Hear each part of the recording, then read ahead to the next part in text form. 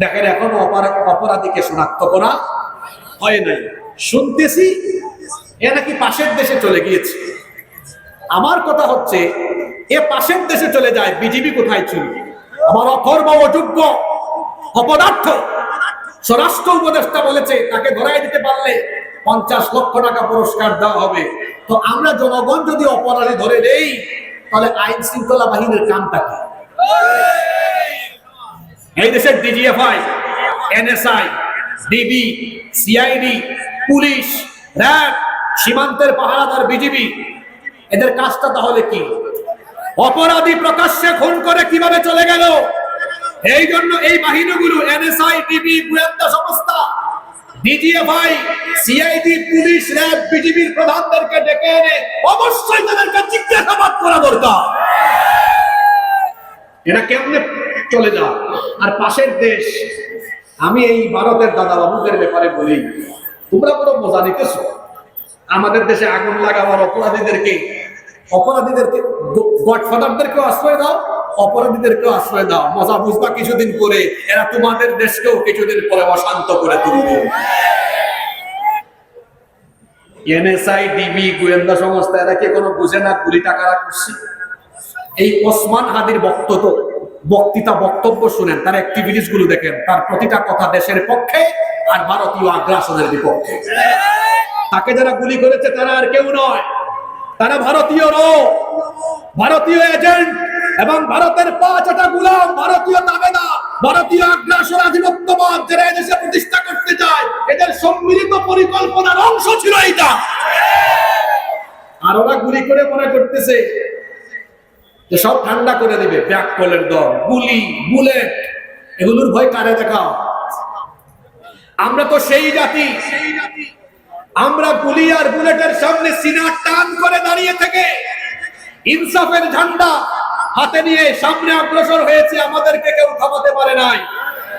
সুতরাং এক হাদিকে গুলি করা হলেও এই দেশের প্রত্যেকটা যুবক আর তরুণ এক একটা হাদির প্রতিচ্ছবি। এই দেশে আমরা বেঁচে থাকতে ভারতীয় আধিপত্যবাদ, ভারতীয় দাবেদারি, ভারতীয় কোন এজেন্ডা, একটা এজেন্ডাও এই দেশে বাস্তবায়ন করতে দেওয়া হবে না। ভারতীয় গোলামদেরকে স্পষ্ট ভাষায় বলছি, তোমাদের গোলামি, দাবেদারি এই দেশে কোনোদিন চলবে এটা ভুলে স্বপ্নেও দেখো না, এটা ভুলে স্বপ্নেও দেখো না। প্রয়োজনে রক্তের নদী, রক্তের সাগর আমরা পাড়ি দিব, তারপরেও এই দেশে আর ভিনদেশী প্রভুদের কোন এজেন্ডা আমরা বাস্তবায়ন করতে দিব না।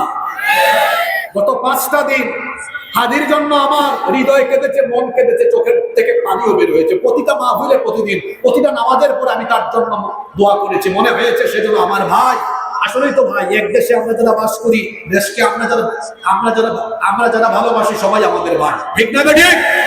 এই জুলকারনাইনের ঘটনা থেকে 2টা শিক্ষা বললাম। 3 নম্বর শিক্ষা হলো, তিনি এমন এক বাদশা ছিলেন যিনি মজলুমের পক্ষে দাঁড়াতেন। আপনারা জানেন 2 পাহাড়ের মাঝখানে একটা মজলুম জাতিকে তিনি সাহায্য করেছিলেন। ভালো শাসকের বৈশিষ্ট্য হলো সে সবসময় মজলুমের পক্ষে থাকে, জুলুমকে সে প্রশ্রয় দেয় না। জুলুমকে যে প্রশ্রয় দেয় সে শাসক নয়, সে শোষক। ভালো শাসক কখনো জুলুমকে প্রশ্রয় দেয় না। 4 নাম্বার, বাদশা জুলকারনাইন ছিলেন অত্যন্ত প্রজ্ঞাবান। দেখেন 2 পাহাড়ের মাঝখানে যখন প্রাচীর বানিয়েছিলেন, সুন্দর একটা পরিকল্পনার ভিত্তিতে প্রজ্ঞার আলোকে বানিয়েছিলেন। ওই যে বলছিলাম, আপনাদের মনে আছে কিনা, লোহার পাতের উপরে তামা ঢেলে দিয়েছিলেন, এমনি এমনি না।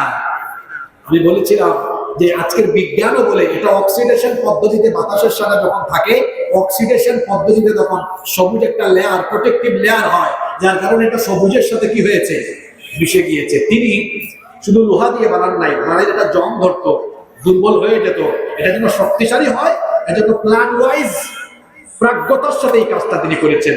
তাহলে বোঝা গেল যে সৎ শাসক যিনি হবেন তিনি পরিকল্পনার সাথে কাজ করবেন। আপনাদের দেশে তো পিছায় কেন জানেন?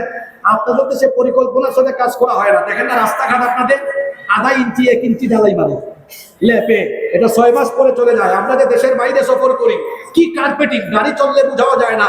চোর চামারের দল পরিকল্পনা করে কোনো কাজ করে না, বরং কিভাবে জনগণের ট্যাক্সের পয়সা লুটে পুটে খেয়ে সম্পদের পাহাড় করবে, এটাই যেন চোরদের প্রধান দায়িত্ব হয়ে গিয়েছে। দেখছেন এক কাহিনীর ভিতরে কত শিক্ষা। ভালো শাসক পরিকল্পনা করে কাজ করে, সে পরিকল্পনা করবে যাতে কোনো একটা কাজ দীর্ঘমেয়াদী হয়। বাদশা জুলকারনাইন সেই কাজ করেছে।